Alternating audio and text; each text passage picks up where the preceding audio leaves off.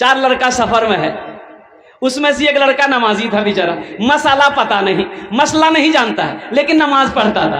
अब वो नदी के किनारे देखा कि नमाज का टाइम हो गया, तो 3 साथी से बोला कि भाई असर का टाइम हो गया है तो नमाज पढ़ लें, तुम लोग पढ़ोगे? बोला हाँ पढ़ लेंगे, तुम पढ़ोगे तो हम लोग पढ़ लेंगे।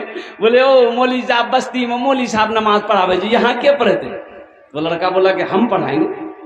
बोला तुम पढ़ाओगे तो हम लोग भी पढ़ लेंगे। नदी में वजू बनाया, वही खड़ा हो गया, अल्लाह अकबर। एक इमाम 3 मुक्तदी। अब नमाज पढ़ ही रहा था, अब दरिया में एक मछली उछली, बड़ी मछली थी, भाम। एक आदमी बोलिए भैया की कूद लो जी हो। दूसरा बोला कि तुमको मसला मालूम नहीं है कि नमाज में नहीं बोलना चाहिए? तो तीसरा बोला कि हम नहीं बोले। इमाम साहब बोले कि अल्हम्दुलिल्लाह तुम लोग की किसी की नमाज नहीं हुई, हमारी नमाज हो गई, इसलिए हम नहीं बोले। भाई नमाज भी किसी की, मस्जिद के बगल में घर था। इमाम साहब ने एक आदमी को कहा कि भाई तू नमाज क्यों नहीं पढ़ता? बोला हजरत क्या करे, जो भैंसिया है ना, भैंसिया के चक्कर में हम रह जाते हैं, हम नमाज नहीं पढ़ पाते। अब वो 10-12 भैंस पाल के रखा था, वो चराना, भैंस को चराना, दाना खिलाना, उसकी खिदमत करना, दूध निकालना, इसी में टाइम खत्म।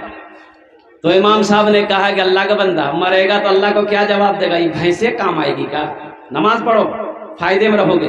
तो भैंस वाला बोला की फायदा होते मोल जामरा? बोला नमाज पढ़ोगे ना तो भैंसिया दूध ज्यादा देगी। वो जाहिल आदमी था, बोला ठीक है हजरत, जब भैंस दूध ज्यादा देगी तो हम नमाज पढ़ेंगे, कल सुबह से पहुंच जाएंगे। 4 बजे भोर में मस्जिद पहुंच गए, 5 बजे अजान हुई, नमाज पढ़ के जैसे ही घर पहुंचा, इत्तफाकन एक भैंस मर गई। बोला हे देखो, अब ये फजर पढ़ लो जी, अब ये एक भैंस मर गई। दौड़ा दौड़ा मस्जिद गया, इमाम साहब से बोला इमाम साहब गजब हो गया। बोला क्या हुआ? बोला अभी फजर पड़ी, एक भैंस मर गई। इमाम साहब ने कहा कि अल्लाह तुमको आजमा रहा है, क्या तुम घबरा गया? बोला नहीं घबराया। बोला जो घर चले आए, जोहर की अजान हुई तो बड़ा डरते डरते मस्जिद आया कि कहीं दूसरी भी ना चली जाए। नमाज पढ़ के जैसे ही गया, इत्तफाकन दूसरी भैंस भी मर गई। बोला हम समझ गए 5 वक्त की नमाज है, 5 चली जाएगी। और भैंस जो मर गई उसका बच्चा रो रहा था, चिल्ला रहा था। उसको क्या बोलते हैं भैंस का बच्चा को? पर्रू की बोले जो, पर्रू। वो चिल्ला रहा था, इसको गुस्सा आया, बोला कि ये सब तो चली गई, फर्ज पढ़े चली गई, तुम्हारे लिए फर्ज नहीं पढ़ेंगे, 2 रकात नफल पढ़ेंगे ना, बस तुम चले जाओ। एक बखील की शादी हुई, बीवी से बोला तुम्हें पता है मुझे क्या क्या पसंद है खाने में? तो बखील की बीवी बोले कि हमरा की पता जे तू की खेवो नहीं खेवो? बोला नहीं पता तो छो तो सुन ले, हम क्या क्या खाएंगे। तो बखील वो बीवी बोली बोला की पसंद छो तोरा, जो जे पसंद छो वह बने हुए। तो ये उसका शौहर बोला कि गोश्त, मछली, अंडा, दूध, दही, साग, सब्जी हम नहीं खाते। तो बीवी बोली तो कौन सी खाई? बोले मैं खाली दाल खाई। तो बीवी बोली कि दाल आप खाइएगा, हम थोड़े खाएंगे। बोला खाना पड़ेगा नहीं तो लट्ठी देखो, तीनों टाइम दाल, ले दाल की दे दाल, सुबह दाल, दोपहर दाल, शाम दाल। ये बेचारी अच्छी पीती खाती पीती घराने की लड़की थी, 7 भाइयों की इकलौती बहन थी। 3-4 महीना दाल खा खा के सूख के कांटा हो गए। 3-4 महीने के बाद मैके गई तो भाइयों ने चेहरा देखा बहन के तो हैरत में पड़ गए। पूछा अरे दैया खाना नहीं खाते थे, बीमार थे क्या, सूख के कांटा हो गई है? तो बहन रोने लगी कि भैया कौन वकील जो तू ब्याह करे लगे, खाली दाल खिला। बोला काहे गोश्त मछली? बोला नहीं भैया गोश्त मछली था, बोली तो लाठी लाके मारे। बोला तू आंसू पोछो, उसकी दाल हम लोग निकाल देंगे। तुम खाना खा के ये नींद की टेबलेट है लेके ससुराल जाओ, रात में दाल बनाना उसमें मिला देना, अब दाल खिला के बेहोश करो उसको, हम लोग आएंगे वहां उसका ऑपरेशन करेंगे। 4 भाई रात में पहुंचा, बीवी दाल मिलाई, नींद की गोली मिलाई, वो नौजवान खाया बेहोश हो गया। 4 भाई पहुंचा, उसको पूरे बदन में कफन पहनाया, चारपाई उठाया दूसरे रूम में ले गया। 4 भाई 4 काला लिबास पहना, चेहरे पे निकाब बांधा, 4 कोड़ा लेके 4 भाई 4 कोने में खड़ा हो गया। इसकी नींद की गोली की असर खत्म हुई, टूट के बैठ गया, देखा बदन में कफन, 4 आदमी कोड़ा लेके खड़ा है। तो पूछा भैया तो सब किए जाओ? बोला हम लोग फरिश्ता है, तुम मर चुके हो, दुनिया में नहीं, उस दुनिया से इस दुनिया में आ गए, जल्दी तैयार हो जाओ सवाल का जवाब देने के लिए। बोले भैया की सवाल से है? बोले सवाल यही है कि तुम दुनिया में अल्लाह की नेमतों में से क्या क्या खाए? बोला ना मैं खाली दाल खेलो जी। बोला का गोश्त काहे खाए, 50 कोड़ा मारो इसको। अब 50 कोड़ा यहाँ है। 50 कोड़ा जैसे ही खत्म हुआ दूसरा सवाल किया मछली खाए थे, बोला नहीं खाए। बोला फिर 50 कोड़ा मारो। 100 कोड़ा में फिर बेहोश हो गया। बेहोश हुआ, कफन खोला, जहां सोया हुआ था ले जाकर सुला दिया। सुबह 11 बज गए, नींद नहीं खुल रही है। नींद खुलेगी कैसे भाई, 100 कोड़ा यहाँ है।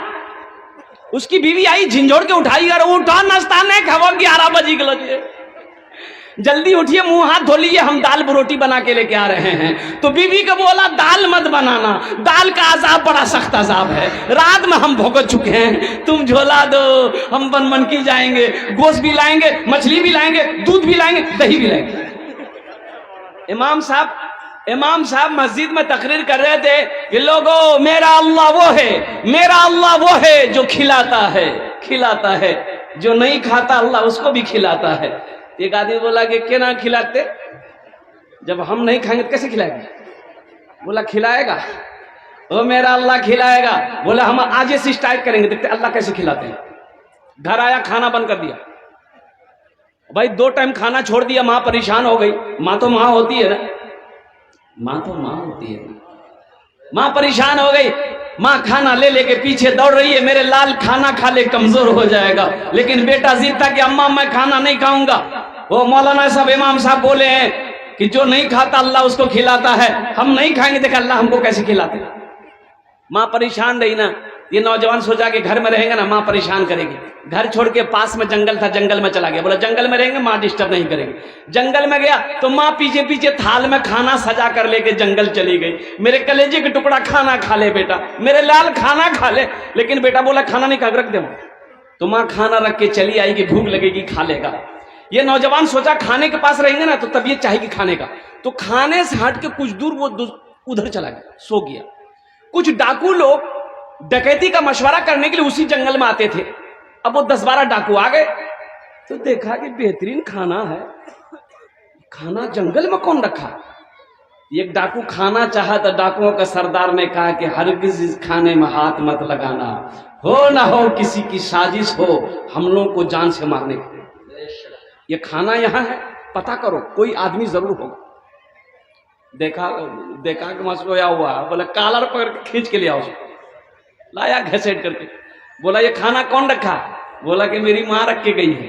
बोले पहले खाना तू खा, पहले तू खाना खाएगा, इस खाने में जहर तो नहीं है। बोला नहीं हम नहीं खाएंगे। बोला कैसे नहीं खाएगा, इसको 50 जूता मारो।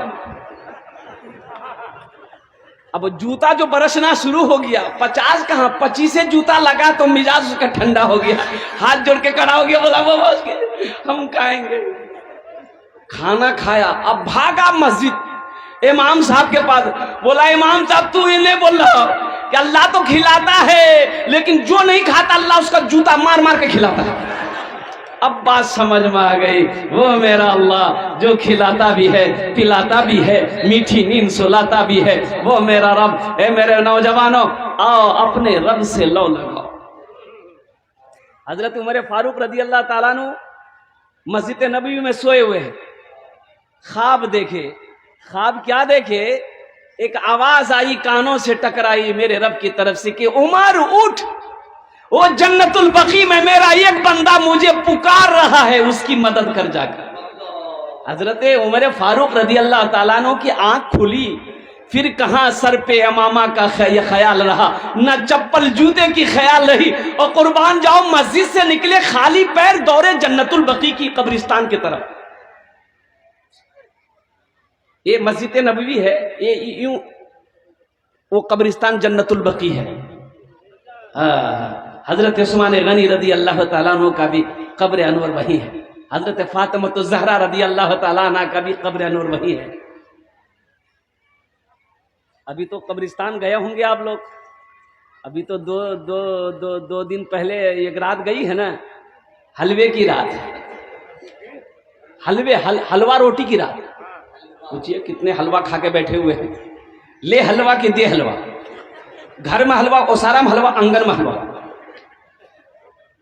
ये हलवे वाली रात नहीं थी, ये हलवे वाली रात नहीं थी, हलवे का कहीं कोई तस्करा नहीं है। तो मैंने किसी से पूछा तो उन्होंने हवाला दिया कि हजरत आप लोग नहीं जानते हैं, हजरत अवैस करनी हा अल्लाह के रसूल का एक जंग में एक दांत शहीद हो गया था।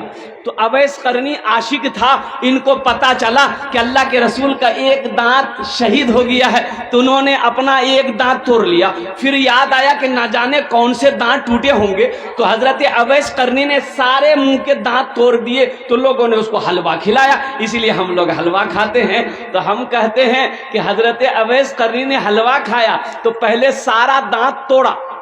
अगर तुमको भी हलवा खाना है तो लाओ एगो ईंटा, हम बत्तीसी झाड़ देते, फिर हलवा बैठ के खाओ। हलवे का कहीं कोई तस्करा नहीं है, क्या हलवे का कहीं कोई तस्करा नहीं है। तो मैं ये कह रहा था मौजूद सामईन किराम, क्या कह रहा था मैं, जन्नतुल बकी, ओ जन्नतुल बकी कब्रिस्तान में हजरत फारूक आजम रदी अल्लाह तआला अन्हु जब दौड़ रहे थे ना, तो वो जानते वो कौन, वो बूढ़ा आदमी था। वो कौन था जिसके लिए अल्लाह ने उमर को दौड़ाया? वो जानते कौन है? वो गाने वाला था। वो गाना गाता था, लोग उसे खिलाता था। लेकिन बूढ़ा हो गया, आवाज खत्म हो गई, आवाज दब गई, तब कोई खिलाने वाला नहीं था। दाएं देखा, बाएं देखा, आगे देखा, पीछे देखा, कोई सहारा देने वाला नहीं था। तो अर्श की तरफ निगाह को उठाया कि मौला तेरे सिवा कोई नहीं, तेरे सिवा कोई नहीं। तो वो बूढ़ा देखा ना, उमर आ रहा है दौड़ा हुआ, तो बूढ़ा भागने लगा कि खैरियत नहीं है। तो हजरत उमर फारूक ने फरमाया कि अरे रुको रुको, मैं अपनी मर्जी से नहीं आया हूं, मुझे भेजा गया है। वो बूढ़ा रुका, वो किसने भेजा? तो हजरत उमर फारूक रदी अल्लाह ताला ने जवाब दिया कि जिसको तुम याद कर रहे थे उसी ने मुझे भेजा है। जिसको तुम याद कर रहे थे उसी ने मुझे भेजा है। वो बूढ़ा वहीं पर बैठा ज़ारो ख़तर रोने लगा, कहा कि मौला आज तक तेरी नाफरमानी करता रहा, कभी तुझे पुकारा नहीं। आज अगर पुकारा तो सिर्फ अपनी पेट के लिए पुकारा, और तुमने उमर जैसा खलीफतुल मुस्लिमीन को खाली कदम मेरी मदद के लिए भेज दिया। एक चीख मारी, वहीं इंतकाल कर गया। हजरत उमर फारूक रदी अल्लाह ताला अन्हु ने, कुर्बान जाइए, आपने खुद उस बूढ़े की जनाजा की नमाज पढ़ाई। मेरे नौजवानों, अल्लाह बड़ा प्यार करता है अपने बंदों से, अल्लाह बड़ी मोहब्बत करता है अपने बंदों से। तो बंदों की जिम्मेदारी ये फर्ज है कि वो भी अपने रब का शुक्र अदा करे, अपने रब से मोहब्बत करे, अपने अल्लाह से मोहब्बत करे, और जो भी मांगना है अपने अल्लाह से मांगो। ओ मेरा अल्लाह के सिवा कोई देने वाला नहीं। इंशाअल्लाह अल्लाह से लो लगाओगे मेरे बच्चों?